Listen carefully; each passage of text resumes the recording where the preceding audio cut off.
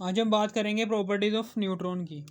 Properties of neutron की बात करने जा रहे हैं। प्रॉपर्टीज़ ऑफ न्यूट्रॉन की बात करने जा रहे हैं कि प्रॉपर्टीज़ ऑफ न्यूट्रॉन का पार्ट 1 मैंने बता दिया था, पार्ट 2 है इसका, ठीक है ना। इसकी सबसे वाली आखिरी वाली प्रॉपर्टी और सबसे इंपॉर्टेंट प्रॉपर्टी है कि how neutron are used for treatment of cancer, कि कैसे न्यूट्रॉन को हम कैंसर के ट्रीटमेंट के लिए इस्तेमाल करते हैं, ठीक है ना। हम ऐसे इस्तेमाल करते हैं कि फॉर एग्जांपल कैंसर में होता क्या, ठीक है ना। जब किसी भी बंदे को कैंसर होता है तो उसकी जल्द के ऊपर एक बहुत ही बड़ी सी गिल्टी सी बन जाती है। क्यों बनती है? क्योंकि यहाँ पर सेल्स जो उनसे हैं वो बहुत ज़्यादा मिकदार में बन रहे होते हैं। माइटोसिस और मियोसिस बहुत ज़्यादा मिकदार में, माइटोसिस और मियोसिस के ज़रिए से इस जिस्म के इस हिस्से में सेल्स की तादाद बहुत ज़्यादा बढ़ रही होती है, जिसकी वजह से क्या होता है, वहाँ पर एक बहुत बड़ी सी गिल्टी सी बन जाती है। तो हम क्या करते हैं, हम न्यूट्रॉन की बौछार करते हैं और यहाँ पर एक कॉपर की मेटल रखते हैं, कॉपर मेटल। और जैसे ही जैसे न्यूट्रॉन यहाँ से टकराते हैं, ठीक है ना, तो यहाँ से गीमा रेज प्रोड्यूस होती हैं। ये गीमा रेज जो उनसी हैं ये सारी इधर ये गीमा रेज इधर जाती हैं। ये गीमा रेज क्या करती हैं, ये गिल्टी के ऊपर जाती हैं और गीमा रेज जैसे गिल्टी के ऊपर गिरती हैं तो जिस्म का ये जो सा गिल्लड़ था, यहाँ पर गिल्टी सी बनी हुई है, ये गलना शुरू होती है। जैसे ये गलती है तो हम क्या करते हैं, ऊपर से इसको साफ़ भी करते रहते हैं, ठीक है ना। गलना शुरू हो जाती है ये गिल्टी, ठीक है ना।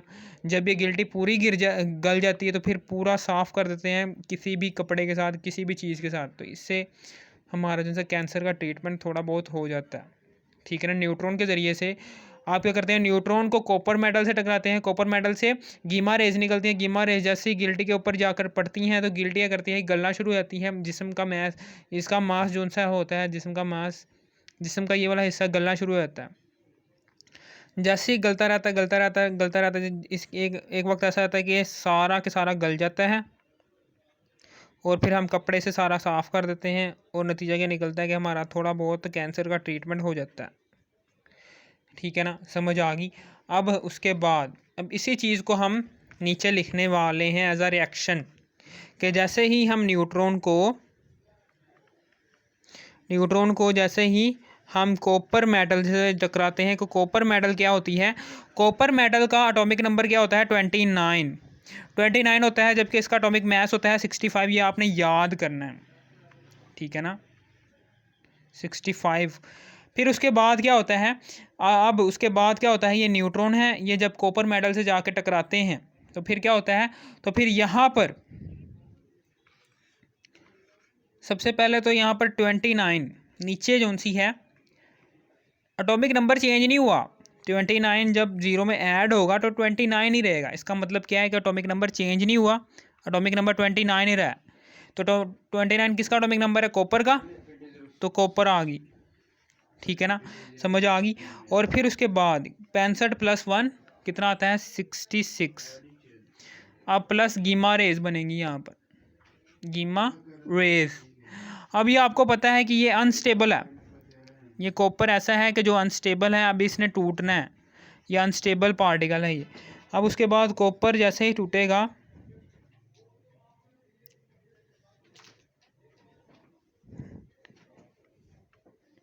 कॉपर है ये अनस्टेबल है अभी, ठीक है ना।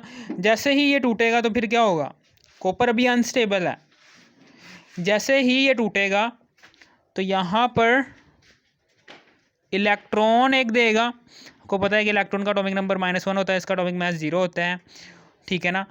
और इलेक्ट्रॉन एक्चुअली बीटा पार्टिकल्स ही होते हैं। इलेक्ट्रॉन का दूसरा नाम है जी बीटा पार्टिकल्स। इलेक्ट्रॉन दरअसल बीटा पार्टिकल्स ही होते हैं, ठीक है ना। समझ आ गई आपको।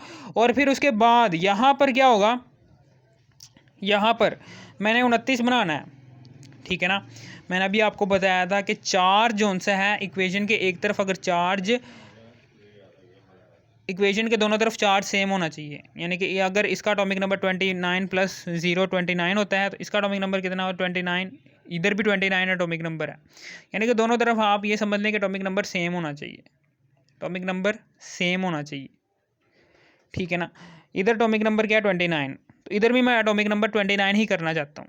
तो 30 है, यहाँ पर लिखूँगा जब 30 -1 से ऐड होगा, 30 इस वाले -1 में ऐड होगा ना, तो वापस से 29 बन जाएगा। तो 29 बन गया। अब उसके बाद क्या होगा, अब उसके बाद यहाँ पर ये 66 का 66 वैसे का वैसे ही आ गया इधर, ये वैसे का वैसे ही आ गया। तो आपको पता है कि किसका एटॉमिक नंबर 30 होता है, जिंक का होता है ना एटॉमिक नंबर 30, तो जिंक का आ जाएगा इधर। इस तरीके से हमारे पास जिंक मेटल बन गई है, ठीक है ना, समझ आ गई आपको। ये देखिए जिंक बन गया, ठीक है ना, समझ आ गई आपको।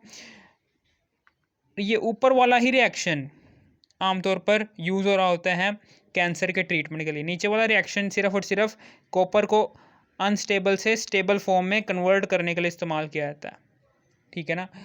अब उसके बाद आगे व्हेन अ न्यूट्रॉन, यही बातें लिख देनी है कि when a neutron strike on copper 6529, जब एक न्यूट्रॉन कॉपर 6529 से जाकर टकराता है एंड इट फॉर्म कॉपर 2966, तो ये फॉर्म बनाता है कॉपर 2966 बनाता है। फिर उसके बाद ये एक अनस्टेबल है, ये अनस्टेबल कॉपर बनाता है। फिर उसके बाद एंड गेमा रेज, और गीमा रेज बना रहा होता है।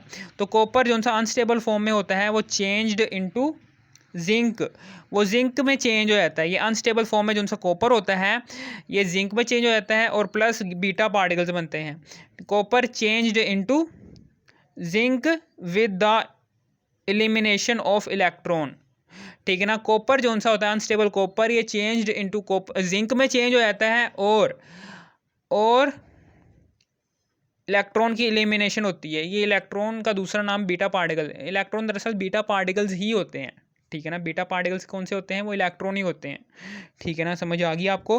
फिर उसके बाद यही वाली आखिरी वाली बात ये लिखनी है कि this is used in medical for the treatment of cancer. इसे हम कैंसर के ट्रीटमेंट के लिए मेडिकल में हम इस्तेमाल कर रहे होते हैं, मेडिकल में हम कैंसर के ट्रीटमेंट के लिए इस्तेमाल कर रहे होते हैं। कैसे इस्तेमाल करते हैं वो मैंने आपको सारा कुछ बता दिया। इसकी आखिरी वाली प्रॉपर्टी, सबसे आखिरी वाली प्रॉपर्टी ये है कि it is highly penetration property, यानी कि हाई पेनिट्रेशन पावर होती है इनकी। कैसे, ये देखें यहाँ पर, ये देखें, ये है जी हमारे पास कोई मेटल का पीस है। इस मेटल के पीस में जब आप इलेक्ट्रॉन गुजारते हो, प्रोटॉन गुजारते हो, ठीक है ना, जब आप इसमें से इलेक्ट्रॉन गुजारते हो, प्रोटॉन गुजारते हो, तो ये क्या करेंगे, ये ज़्यादा पेनिट्रेट, यानी कि मेटल के अंदर ज़्यादा रुक नहीं पाएंगे। इधर कोई इधर जाएगा, कोई इधर जाएगा, यानी कि इस मेटल के पीस को पार नहीं कर पाएंगे। जबकि न्यूट्रॉन क्या करेगा, ये न्यूट्रॉन जो सा होगा ना, ये न्यूट्रॉन क्या करेगा, ये आसानी से इस मेटल के पीस को पार कर जाएगा। यानी कि पेनिट्रेशन पावर क्या होती है, किसी भी सब्सटेंस के अंदर में से गुजर जाने की पावर। न्यूट्रॉन क्या करेगा, ये अब आसानी इस मेटल के पीस में से आसानी से गुजर जाएगा, पेनिट्रेट कर जाएगा। इनकी हाई पेनिट्रेशन पावर होती है as compare to electron and proton. अगर आपको इस वीडियो की ज़रा सी भी समझ आ गई, थोड़े से भी समझ आ, इस वीडियो को तो लाइक और सब्सक्राइब और शेयर भी कर देना। Thanks for watching me. अगर आपको इस वीडियो का पार्ट 1 देखना है तो इसी वीडियो के टाइटल पर क्लिक करना है, इसी वीडियो के टाइटल पर क्लिक करने के बाद इसी वीडियो के डिस्क्रिप्शन में जाना है, इसी वीडियो का पार्ट 1 भी देख लेना। Thanks for watching me.